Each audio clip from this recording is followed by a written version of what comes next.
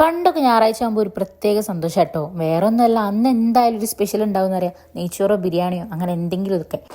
പിന്നെ എൻ്റെ ഫേവറേറ്റ് ബിരിയാണി തന്നെയാണ് കേട്ടോ. പിന്നെ ഇമ്മ ഉണ്ടാക്കുമ്പോൾ അറിയില്ലേനി കേട്ടോ ഇത് ഇത്ര മെനക്കെടുള്ള പണിയാണെന്നുള്ളത്. കാരണം അമ്മക്ക് തിന്നുന്ന പണി മാത്രമേ ഉള്ളൂ.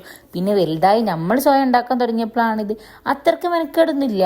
കുറച്ചൊക്കെ ഒന്ന് ഉണ്ടാക്കി ഉണ്ടാക്കി എയിമായി കഴിഞ്ഞാൽ പിന്നെ സെറ്റ് ആയിക്കോളൂന്ന് മനസ്സിലായത്. അപ്പം ഇതെങ്ങനെ ഉണ്ടാക്കാൻ നോക്കിയാലോ. ആദ്യം തന്നെ കുറച്ച് ഓയിൽ ഒഴിച്ചിട്ട് ഏലക്കായ പട്ട ഗ്രാമ്പ് മൂപ്പിച്ചെടുക്കുക. അതിലോട്ട് ഉള്ളി അരിഞ്ഞതും അതിലേക്ക് ജിഞ്ചർ ഗാർലിക് ആൻഡ് പച്ചമുളക് പേസ്റ്റും കൂടി ഇടാം. എന്നിട്ട് അതിലേക്ക് മഞ്ഞൾപ്പൊടിയും മല്ലിപ്പൊടിയും ഗരം മസാല മീറ്റ് മസാല ഇട്ട് നന്നായിട്ട് വയറ്റിലേക്ക് തക്കാളിയും ചപ്പും പൊതിനിട്ട് വീണ്ടും വയറ്റിയെടുക്കുക. പിന്നെ വേവിച്ച് വെച്ച ബീഫും കൂടി അങ്ങോട്ട് തട്ടിക്കോളി. ഉപ്പും കുരുമുളകും ഇട്ടിട്ടാണ് വേവിച്ചത്.